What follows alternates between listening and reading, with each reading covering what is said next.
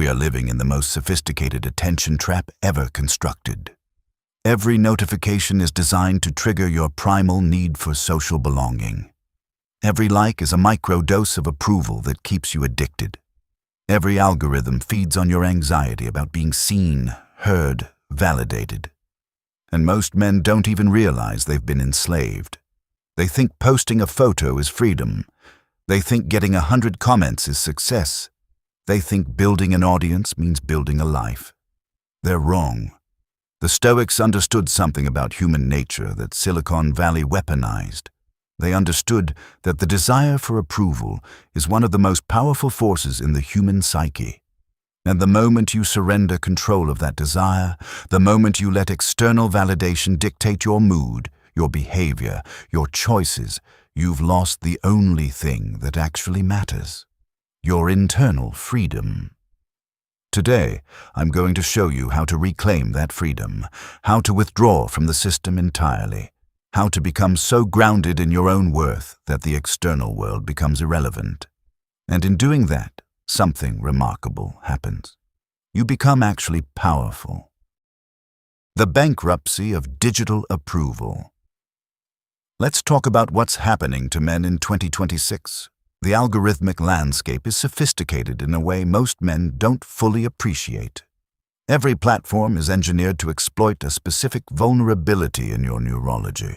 Your primal need to belong, your fear of being excluded from the group, your hunger for status signals. The system is designed to keep you in a loop. You post something, you check for validation. The dopamine hit feels good for a moment, but it's never enough. So you post again. You check again. You're trapped in a cycle of performance for strangers who don't actually care about you. This is what I call main character energy on social media. Men think it's empowering. They think building an online persona is success. But here's what it actually is. It's a submissive pursuit of strangers' opinions. You're literally begging for validation from people you'll never meet, in a format engineered to keep you desperate. A man I knew spent 3 hours a day optimizing his Instagram feed. He'd take 50 photos to get one perfect shot. He'd craft captions for hours.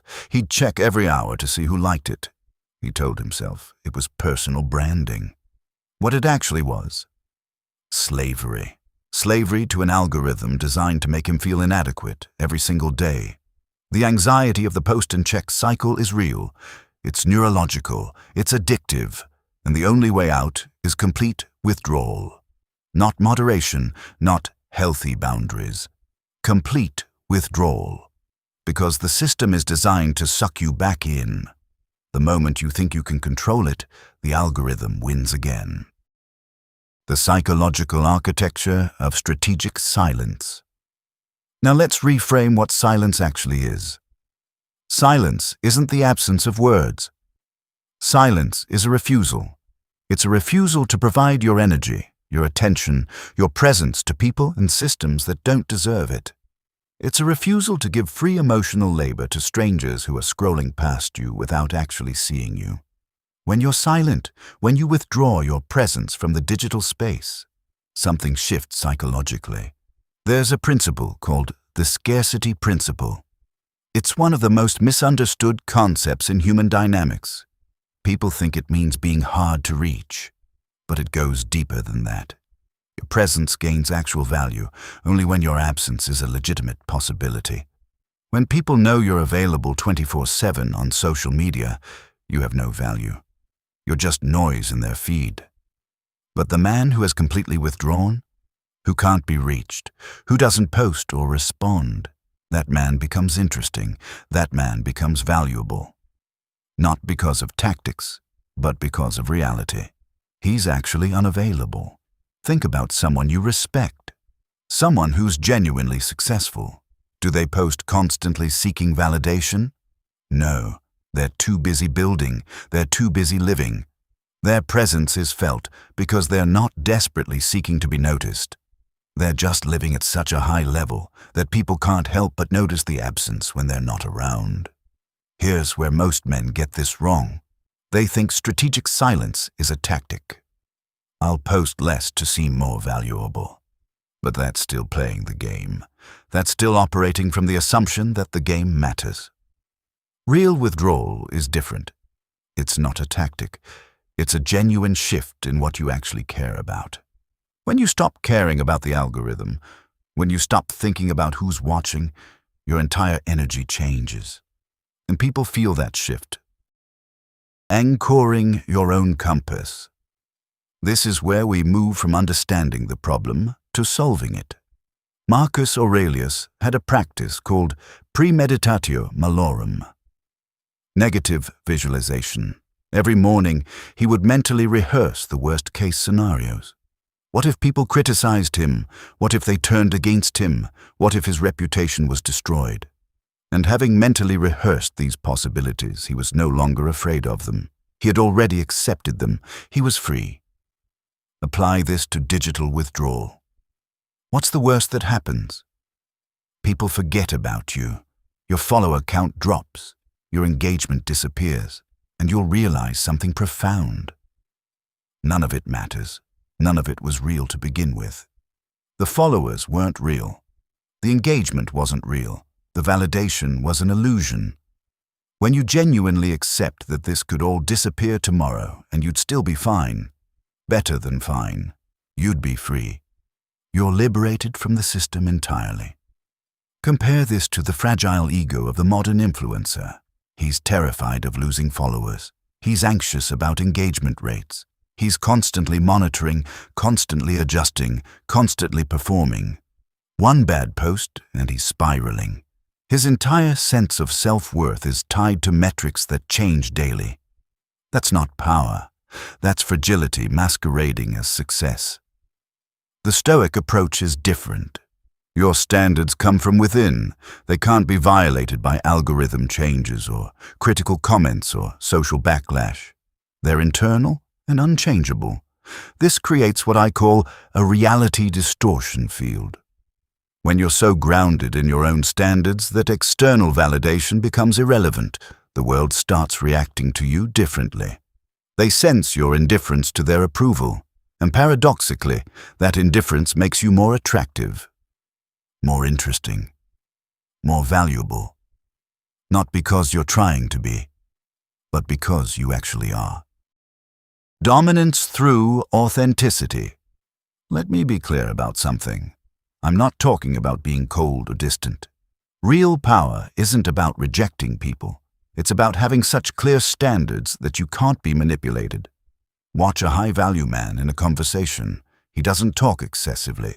His words are measured. When he speaks, people listen because he doesn't waste words. He doesn't over-explain.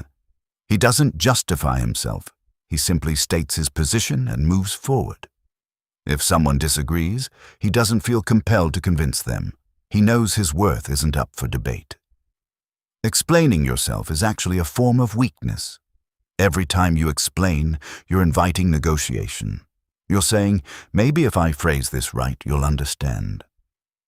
But a man grounded in his own worth doesn't need understanding from everyone. He doesn't need approval. He simply moves according to his own principles, and people either come along or they don't. Both outcomes are acceptable because he's not dependent on their approval. There's a technique I call the pause. In any high-stakes conversation, a negotiation, a confrontation, a moment of tension, pause. Don't respond immediately. Let the silence sit. This does several things. First, it gives you time to respond strategically instead of reacting emotionally. Second, it creates discomfort for the other person. They'll try to fill the silence, and in filling that silence, they'll reveal information. They'll reveal their position, their leverage, their insecurity. The pause is power because it forces the other person to move first. Executing the withdrawal. Now let's talk about the practical execution. A complete withdrawal from social media isn't dramatic. It's not a public announcement. It's just a decision. You stop posting. You stop checking. You stop trying to build an audience. Instead, you redirect that energy. Every hour you are spending on social media becomes an hour of skill development, physical training, learning something new, building actual relationships with real people. The shift in social dynamics when you do this is remarkable. People notice your absence immediately, not because they miss your posts, but because you're no longer available. You're no longer part of the constant exchange of attention, and that absence carries weight. Suddenly, if you do engage with someone, it means something. You're not just scrolling past. You're actually choosing to invest time, and time is the only real currency. What emerges from this withdrawal is a kind of freedom most modern men never experience. You're felt everywhere but captured by no one. You're not dependent on platforms. You're not enslaved to algorithms. You're not performing for strangers. You're just living, building, growing. And the men around you sense that freedom. They sense that you're operating from a different level entirely. They sense that you're not playing the game anymore. And that presence, that authentic, grounded, completely liberated presence, is more powerful than any number of followers could ever be.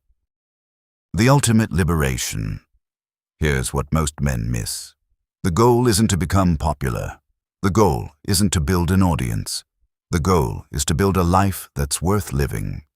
And the moment you step off the digital treadmill, the moment you withdraw from the approval economy, you realize something. You had more time than you thought. You had more energy than you thought. You had more capacity to actually build something meaningful than you thought. Because all that energy had been sucked into the void of digital validation. The Stoics understood that external things, status, reputation, followers, these are indifferents. They don't matter to your actual well-being. What matters is character, discipline, growth, living according to your principles regardless of what anyone thinks. Once you internalize this, the choice becomes obvious. Why would you give your time and energy to a system designed to exploit your vulnerabilities? Why would you perform for strangers? Why would you measure your worth in likes and comments? You wouldn't. Once you understand what's actually happening, once you see the trap for what it is, the only rational response is withdrawal. Complete, unapologetic withdrawal. And then you get to experience something rare in the modern world. You get to live, not for an audience, but for yourself.